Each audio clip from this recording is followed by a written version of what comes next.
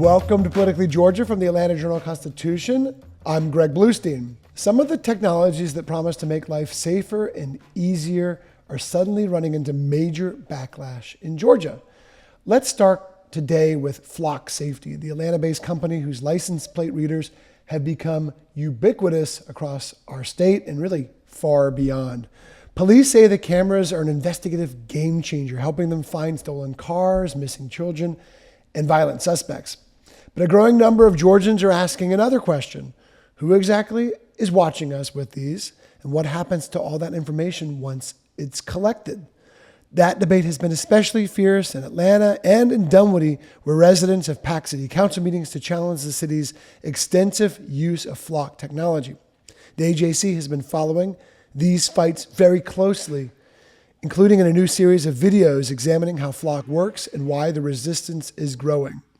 Here to help us sort through the promises, the problems, and the paranoia is AJC City Hall reporter Shadi Abu Saeed. Shadi, thanks for joining us. Hey, Greg. Thanks for having me. Well, let's dive into this tension because police point to cases where Flock has helped locate violent suspects and abducted children and recently credited the system with helping recover a stolen vehicle with a toddler inside. But misuse allegations have multiplied and Flock's facing the pressure. That's right. We've seen dozens of officers getting fired, getting arrested just in Georgia alone over the past several months. They're accused of using the technology to look up their friends, look up their wives, even stalk former lovers in some cases. So there's a growing pushback to who has access to this data and what they're doing with it. So how are these uncovered? You know, I've seen reports in the AJC, Washington Post, Politico, other outlets have reported about this misuse. Flock's under a lot of pressure to come out with new audit technology, but what kind of misuse have we seen? Well, we've seen all kinds of instances of officers, looking up things they're not supposed to. They say it's a crime to look it up for non-law enforcement purposes, is what they say. But in April, Flock rolled out a new feature. It's called its Audit Assistance Program, and it essentially flags searches that it deems suspicious and alerts, higher ups within a police department. And it says, hey, this officer looked up, so and so, and it might not have been for a police purpose. So since April, we've seen a staggering number of officers getting in trouble for allegedly misusing this technology. So all over Metro Atlanta, all over the nation, really, we're seeing flashpoints, not just in Georgia, but I've seen reporting out of Virginia, North Carolina. I mean, all over, really. And a lot of it traces back to this Atlanta-based company. What can you tell us about Flock and how it sort of got its start and where it's gone from there?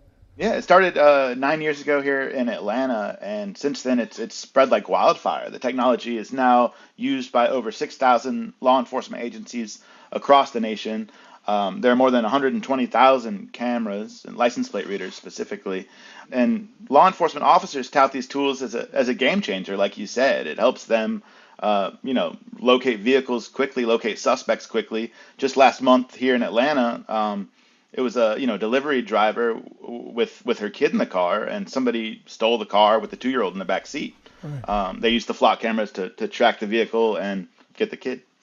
Yeah, so there's a trade-off, right? I mean, I live in a neighborhood where Flock has come and kind of pitched its services. It's a one way in, one way out neighborhood, and saying, look, if you have, suspicious vehicles, if there's any robberies or any crimes committed, that this technology can help track it. But of course, there's that privacy. There's that privacy trade-off too that factors into so many debates. Yeah, and it's important to note that it's not just law enforcement using this technology. It's HOAs, it's businesses, it's community centers, shopping centers are using them to see who comes and goes. So you cover City Hall. You've been on the beat for months now. So you've gotten your feet wet. You succeeded our AJC colleague Riley Bunch, who our listeners and readers have seen plenty of our byline now covering statewide political issues. But this has become a particularly thorny issue for Atlanta Mayor Andre Dickens, hasn't it? Yeah, he actually recently launched an audit to see, what his officers are using this technology for. We've seen police getting arrested in Savannah and in DeKalb and Henry counties, but we haven't heard anything about Atlanta police, and it's the largest police department in the state. But last week they announced they're doing an audit to see what these officers are looking up. Okay, so it's a comprehensive review. It's also going to use some of its sort of misuse detection feature that will become mandatory for customers. So that's going to come in play too, and that's more of a response, not just in Atlanta, but nationally. So what do we expect? And have we seen any instances of misuse in Atlanta? I know in some other areas of the state, but have we seen any of this misuse in Atlanta proper? If there have been allegations of misuse, they haven't been disclosed publicly. We've not seen any officers, any Atlanta officers, as far as I know, getting suspended, getting arrested, getting charged for allegedly misusing this tech. But some of the council members were eager to see the results of this audit, just given the size of APD's police force. It's something in the neighborhood of 1,800 police officers, by far the largest in the state. And this is a technology they've had for years. So, I guess we'll see what this audit shows. Should be ready in about 3 more weeks. And in city council, you have this tension that we really see in left-leaning governments around the state and the nation, where you've got some more moderate, mainstream, Democrats, even though it's nonpartisan. You also have a few sort of more conservative members of the city council, and then you've got a more far left, even a DSA member on city council. So, is that divide coming up? Because obviously, most people whose plates are photographed, they're not suspected of any sort of crime. So do they see this as a fundamental civil liberties objection? There have been some discussions in council meetings about, who has access to the technology, what it's being used for. But so far, the majority of council members seem on board. They seem to support the police department, obviously, and they think it's a good investigative tool, that helps these officers solve crimes. Is the argument that we're hearing, because I've heard this from some lawmakers and some activists really, that we're building this extraordinary private surveillance system first and then figuring out the rules, the guardrails later? Yeah, that's exactly the issue. I've talked to some of my sources, some, criminology professors, a couple of defense attorneys, and that's exactly the issue. It's this novel technology that's really changed the way policing is conducted in the country, but they're still working out the kinks, and there are quite a few kinks, it could be said. So we've talked about the city of Atlanta. We've talked about other communities. Really, one of the biggest epicenter is my hometown of Dunwoody. Our extraordinary AJC video team have done a series of videos, including one that just came out, on the presence of these cameras in my hometown, which you can check out on YouTube, on Instagram, all over social media. It's really such a well-done package, as so many of the videos from our team are. But it shows you the rift in a smaller town too, where there has been this tension between, catching criminals in the act, catching potential crimes before they really can get out of hand, and also that privacy instinct, right? That what is happening with our data. Absolutely, and Dunwoody was the epicenter of that a few months ago.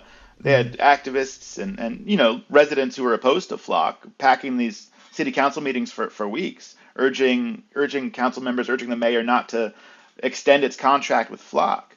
But Dunwoody's police department has, its real-time crime center. They rely heavily on this technology.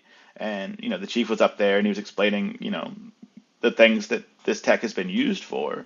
And in the end, the council approved the contract extension. And it shows you how broad this debate is, because in Dunwoody, it's not only involving police cameras and neighborhood cameras, but also there's a contract, there's an affiliation with the local Jewish community center, the Marcus Jewish Community Center of Atlanta, where I spend a lot of time, and they have some access to cameras there as well. And there's questions about that too. So it shows you that, there are cameras that we see on the roads and out on neighborhood sign poles and things like that. But there's also cameras in some instances around the state and around the nation at community centers that have agreed to have those cameras. Mm-hmm. And that goes back to the data question and who has access to that. At the JCC, there were people who were able to access, some of those camera feeds. And they weren't law enforcement officers. They were just everyday people that could pull up, the JCC's camera network. So that, sparked some major concerns, security concerns, privacy concerns, et cetera, at the council meetings.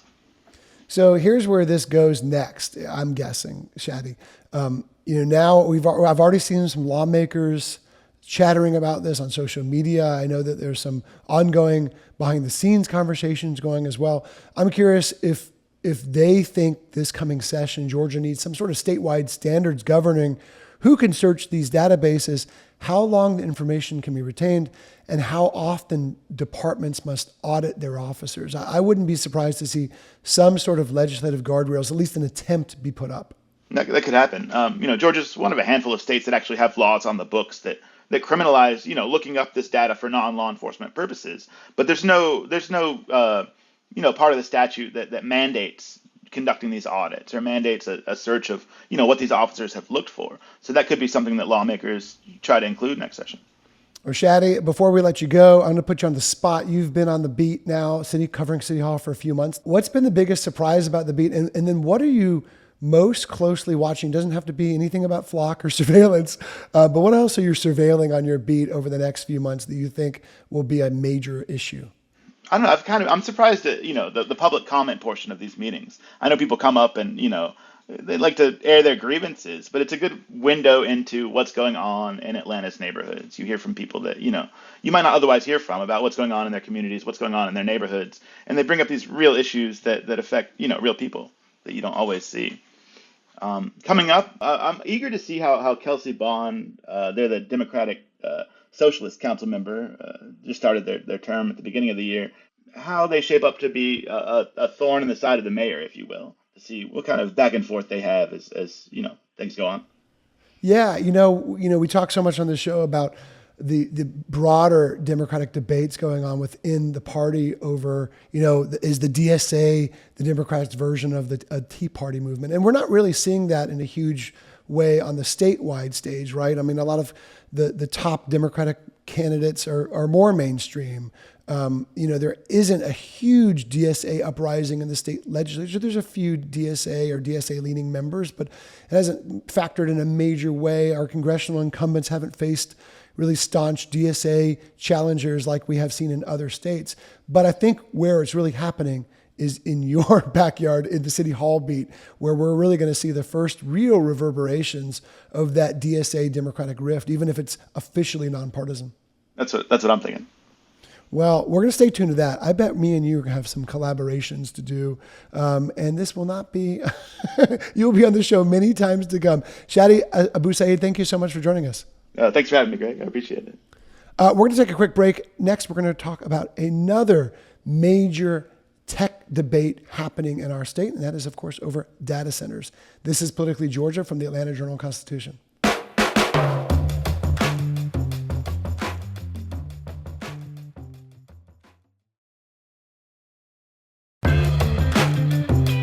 Welcome back to Politically Georgia. I'm your host, Greg Bluestein. Before we move on, a quick thanks to everyone who subscribes to the Atlanta Journal-Constitution. Your support helps make Politically Georgia and all that we do possible. If you're not a subscriber yet, you can join us at ajc.com/start for full access to our reporting newsletters and our exclusive subscriber events. That's ajc.com/start. Our second tech story is much bigger, literally. Across Georgia, enormous warehouses filled with computer servers are rising to power artificial intelligence, cloud computing, streaming banking, and much of what we consider our modern digital life. Data centers are necessary infrastructure for an economy that increasingly lives online. They're also extraordinarily hungry for electricity, for land, and for our water. And Georgia has become ground zero for the boom. The tension reached a new level with OpenAI's planned $20 billion project. You heard that right, $20 billion project near Savannah, which is expected to require about 3,200 megawatts of electricity. That's roughly the output of 3 nuclear reactors at Plant Vogtle, and it would make the facility the largest single electricity user in Georgia. There's a central question hanging over all this. We need this technology, but how much of it do we need in our backyards? And who should pay to build the infrastructure that makes it possible? Joining us is AJC business and climate reporter Christy Swartz, who has spent years covering Georgia power, utilities, energy, and the state's changing economy for the AJC and for other outlets. Christy, thanks for joining us. Thank you, Greg. I'm so excited to be here. Well, we're excited to have you. So let's start with the scale because, again, even though I mentioned how big this is, tell us what OpenAI wanting 3,200 megawatts for this one development near Savannah, put that into normal terms that people can understand. This boils down to it's enough electricity to power a small city. It's massive. And this is just one of many, many big figure, billion or multi-billion dollar projects around Atlanta and around Georgia. This one's, of course, in Southeast Georgia. But why do you think Georgia has become such a magnet for these types of data centers? Because we truly are one of the national epicenters for these developments. I think it goes back to the accolade that the state has, being number one in doing business. And a major part of the state's economic development is Georgia Power. It's the largest electric company in the state, and it's owned by Southern Company. It is a very key component to getting businesses to locate here, to expand here. And they especially work very hard to get large manufacturers and similar companies to come here by talking to them about different electricity rates. And Southern Company CEO made it very clear that they've got a pipeline of data centers coming in, and that's not going to stop. That's a key component now of their business and their revenue streams, and so that means it's going to be the same for the state. Yeah, I mean, we talked about Georgia Power, the state's dominant utility. Also, there is abundant, cheaper land. There's favorable tax policies, right? There's proximity to population centers, which I gather is an important part of it. And in some cases, we're seeing pushback, especially in communities around Metro Atlanta. But in some cases, especially in rural parts of the Georgia, where they're more starved for any sort of economic development, they're finding willing local leaders. Yes, I think there's kind of this tug of war there. I think in the beginning, a lot of rural communities were using this, as you said, as a big economic development tool. These data centers would be coming in and paying lucrative property taxes, which would help prop up some other parts of our state that need a little bit of extra economic development love. I mean, the chamber itself has actually put together this whole task force trying to find towns and cities, especially in the outskirts of the state, that are willing to host these data centers. And sometimes there's some lucrative trade-offs, right? These data centers, for the most part, do not create a lot of jobs. You're not seeing, the same that a factory would create. Sometimes we're just talking about a handful of jobs. But at the same time, sometimes there's offers on the table for, property tax trade-offs, right? Local residents would not have to pay property taxes for a certain amount of time or get other infrastructure promises or really incentives from the data centers if they agree to host the data centers in their backyards.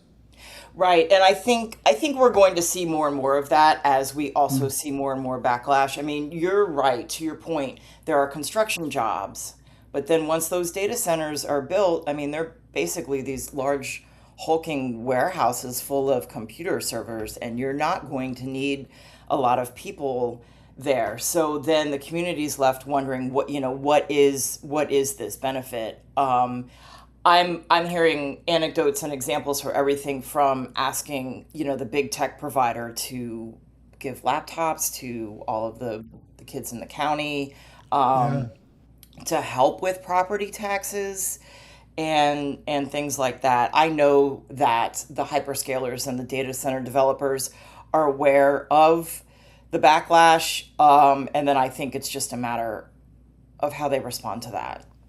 Yeah, I was writing about one controversial data project not so long ago, and I got a call from a local official who said, "You know what this means? This means if this goes through, that my county's residents won't have to pay property taxes for 60 years."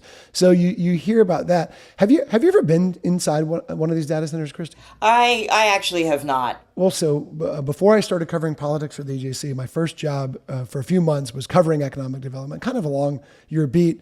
But I just remember walking into a very clean, pristine, I had to put on special booties on my feet, right?